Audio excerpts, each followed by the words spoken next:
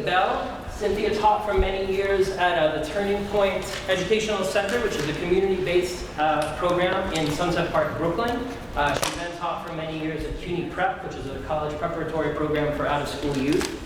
She now works as the math and youth specialist at the Literacy Assistance Center.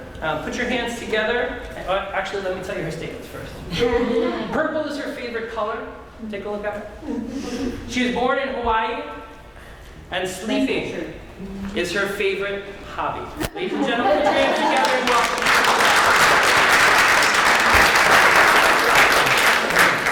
Hello. Good afternoon. Well, evening, right? It's evening time. So forgive me, I am going to have my notes here because I just finished another session, and right now both are running the same thing in my head at this moment. So I would like to talk about something that's been actually plaguing me or intriguing me about the last 6 months is formative assessment and just the idea of what's next, right? The formative assessment part was really there, but it was what was really making me stay up late at night was what do you do after that, right? So what is formative assessment? Let's just make sure we're all saying the same thing, the same language. It's sometimes referred to as assessment for learning. And Dr. Joe Bowler from Mathematical Mindsets, which is a great book, by the way, says that it's used to find out where students are in their learning so that teachers and learners can determine what they need to know next. So there's that word already there, like next, right? What happens next? How do I as a student determine what's going to happen next? How do I as a teacher determine what's going to happen next? So formative assessment is assessment for learning. So now, what is the difference between formative assessment and summative assessment? There is a difference. And I really like this illustration because I feel like visually it represents that in my mind. But first, let me give you the words. Formative assessment is for learning, and summative assessment is of learning. So just that slight tweak in those prepositions.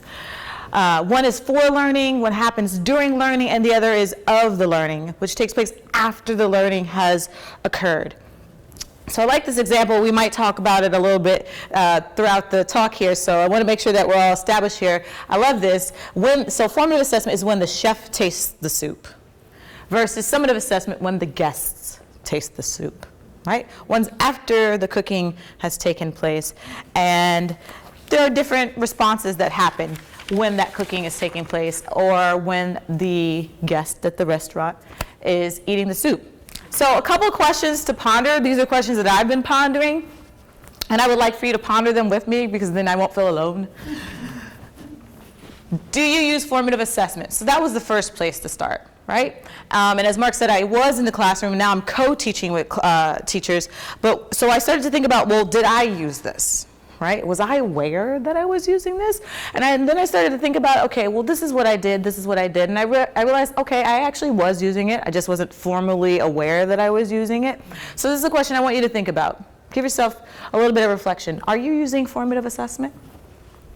And then next, how do you use it? Right? So step one, you got to do it. Right?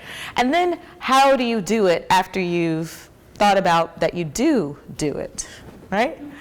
And then here's what really has intrigued me. Once you've thought about how you're using it, and if you're using it, I want you to dig deeper and ask yourself, are you using summative assessment formatively? Right? And let me give you an example of what that looks like.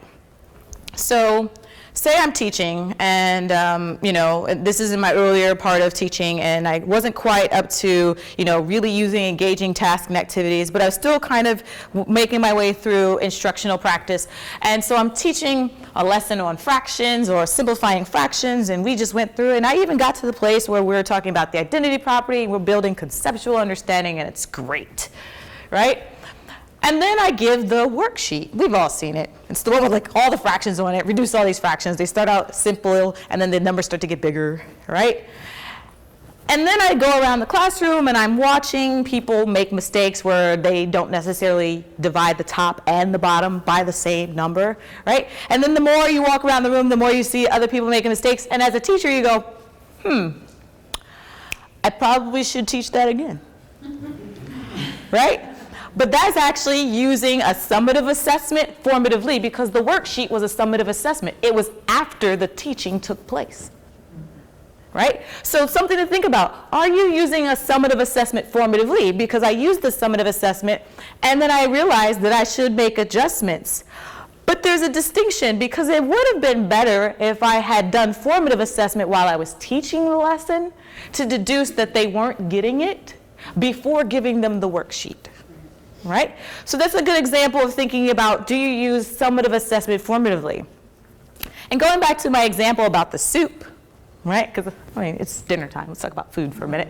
Okay, about the soup, that same example, if the chef is the one cooking the soup, and the chef tastes the soup, and he realizes that the soup is bland, right? That's the formative assessment, right? The do you use it? He did it, right?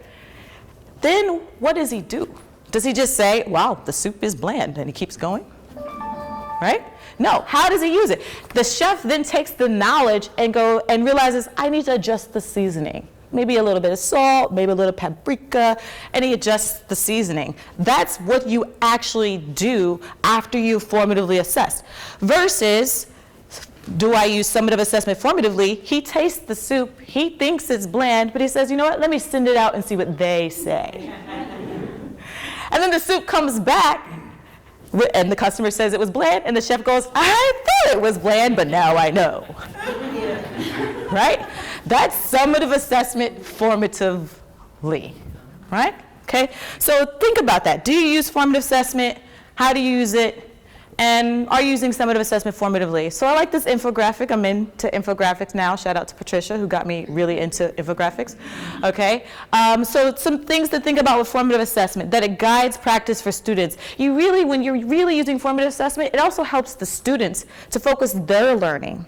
You really want them to engage in the formative assessment process as well. It guides my future instruction, and I want us to focus on this word here, adjust, that's really where I'm at as far as the what's next. Because really when I'm talking to other teachers about formative assessment and when I reflect myself, typically what I hear and what I think is, yes, I use formative assessment. I realized that they weren't getting it. And then the response is, I'll adjust.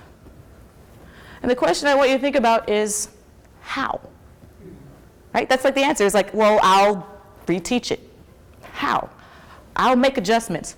Which adjustments? Right? I'm questioning. I'll ask different questions. Which questions? Purposefully, which questions? Intentionally, which questions? Which questions are going to focus your learning goal? So that's kind of where I want us to talk about next, after we look at some strategies for formative assessment. So here's just a list. I kind of bolded the ones that are like most important to me. There are lots of formative assessment strategies out there, but I didn't want to overwhelm us today. But my favorite one is signaling. This one I used when I was a teacher, because maybe you don't know this about me, but I could be a little energetic. All right, I know, okay?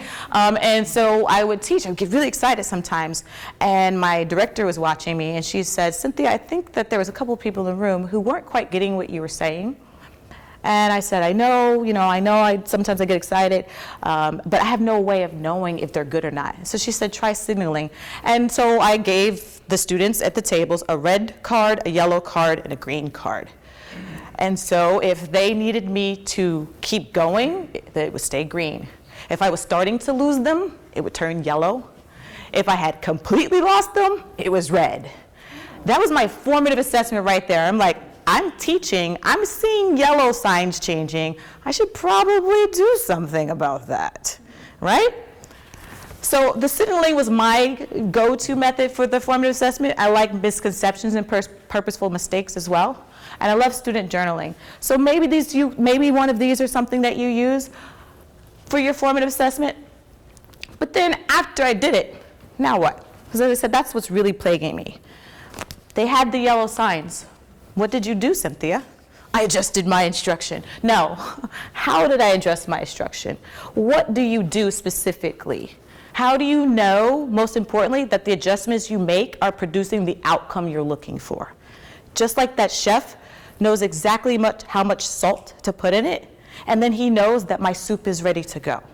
So that's really what I want you to think about going forward, is how do you know the adjustments you're making are working? And concretely and specifically come up with adjustments that you will do. Not just I'll make adjustments. Which adjustments? And then how do you know those adjustments are working? So try a formative assessment strategy, whichever one you like. Collect that information and then use that information to act and adapt, but be strategic about it. Not just I'll adjust, but I will specifically do this, and here's how I'll know if it's working.